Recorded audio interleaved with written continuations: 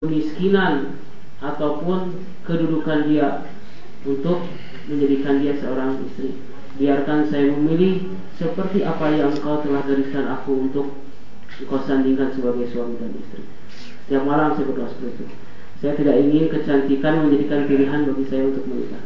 Saya tidak ingin kekayaan menjadikan sebuah pilihan bagi saya untuk mencintai seseorang. Terdengarlah kabar berita, nun jauh di sana ada seorang wanita yang juga sudah siap menikah. Tiba-tiba dipertemukanlah saya dengan wanita itu di sebuah tempat yang tidak boleh saling melihat. Saya di ruang tamu, perempuannya di ruang tamu ini ada tembok yang di belakangnya gitu ya. Saya ngobrol dengan salah seorang ustaz di Bandung, yaitu Ustaz Syaiful Islam Mubarak LCMAG. Ustaz Syaiful tanya, "Neng, ya Kang Hari hayang nikah?" Wah, jawab di belakang, "Neng sudah siap, insya Allah." Coba Kang Hari, apa yang Kang Hari inginkan dari wanita yang ada di belakang itu? Tolong Ustaz tanyakan kepada dia. Saya tidak bisa memberi sebuah TV, tidak bisa memberi sebuah kulkas. Yang saya bisa berikan adalah sebuah kesungguhan untuk bisa memperbaiki diri. Tanya, "Neng, si Kang Hari hayang giniwan begini." Terserah.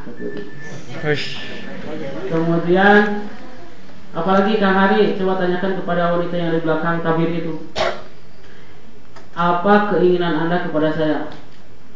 Maka si wanita itu berkata, "Saya ingin bersama-sama punya komitmen untuk menjadi lebih baik dari apa yang pernah aku lakukan dari hari ini. Aku ingin seseorang yang bisa membawa bersama-sama, berjanji seia sekata untuk berjalan di jalan yang bisa membawa kepada kebaikan." Akhirnya saya ditanya, "Kumaha tuh? Bagaimana? Udahlah, minggu depan saja nikah." Kata si perempuan itu, "Siapa takut?" Wah, akhirnya saya menikah hanya dengan satu pertemuan tanpa melihat wajahnya. Kemudian saya menikah dan sekarang sudah dikaruniai putra. Dan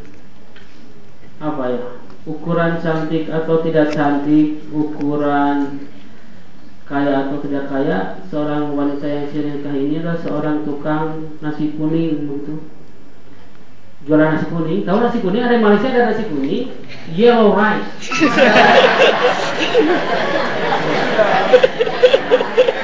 Understand ya, insya Allah ya, yellow rice. Seorang tukang kupat, anak dari seorang tukang kupat, yang mungkin penghasilannya hanya cukup untuk beli modal lagi, begitulah.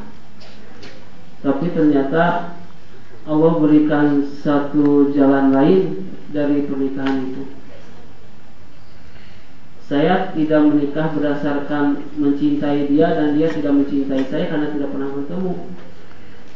Kita berkomitmen bagaimana kita yang sudah siap menikah ini untuk sama-sama membangun cinta. Hari ini kita sepakat malam pertama itu kita bikin catatan. Neng, kita catat nih. Satu, tidak boleh telat qiyamul lail. Selalu berdoa bersama setiap malam, puasanya, baca Qur'annya. Jangan pernah terpikat oleh dunia dan seterusnya. Kita bikin catatan-catatan yang agar kita tetap bisa saling mencintai. Makanya kata Rasulullah, kalau engkau melihat seorang yang lebih cantik di luar, di jalanan, maka cepatlah pulang ke rumah, karena engkau akan mendapatkannya pada wajah istrimu.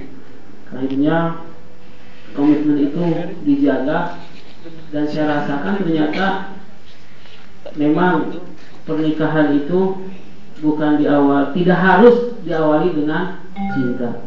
Tapi bagaimana kita bisa membangun pernikahan itu menjadi sebuah sarana untuk menumbuhkan benih-benih cinta yang ada pada hati kita. Cinta itu bukan harga mati menjadi salah satu syarat kita menjadi menikah, tapi pernikahan itu adalah sarana menjadikan kita bisa saling mencintai, saling berbagi, saling melindungi, saling merasa butuh, memerlukan, saling merindu dan sebagainya. Dan ini menjadi dasar dari apa yang dilakukan oleh para sahabat. Tidak ada satupun sahabat, bukan tidak ada satupun, mungkin 1000 banding 1 mungkin. Mereka menikah bukan berdasar karena mencintai si A si B.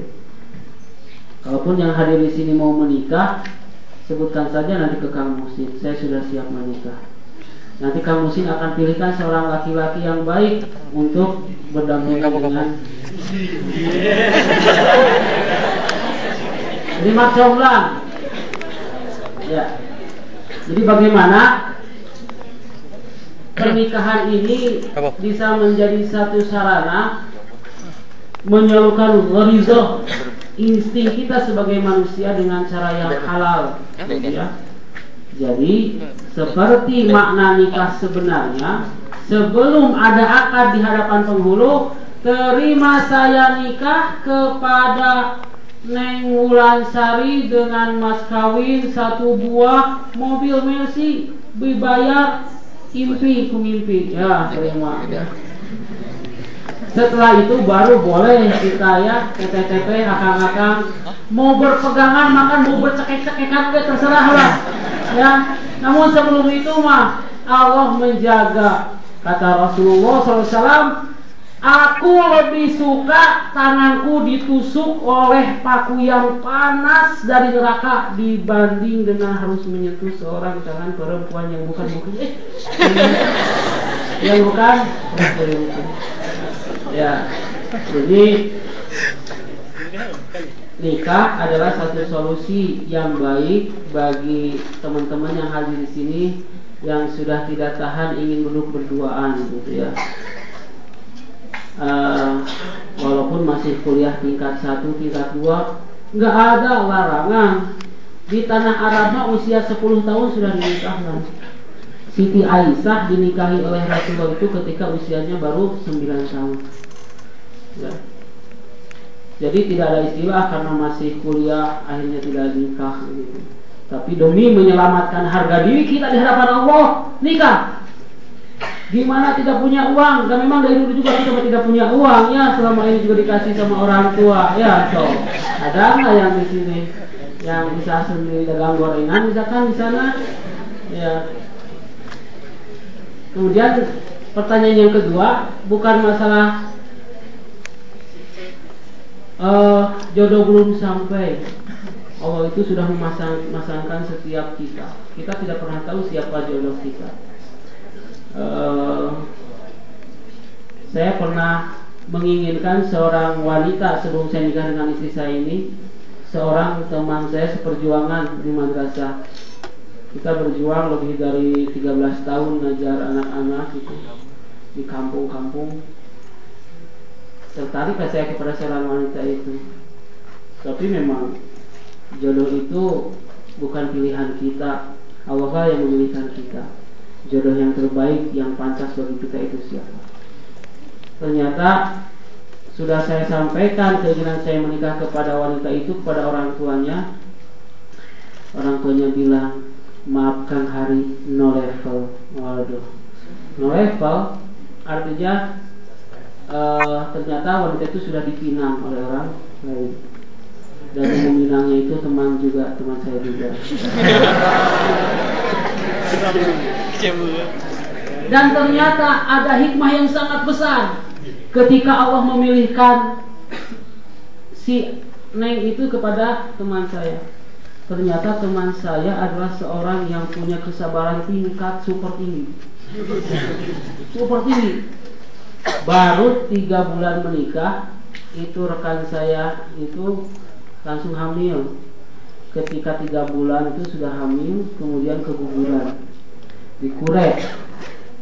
Sudah dikuret jatuh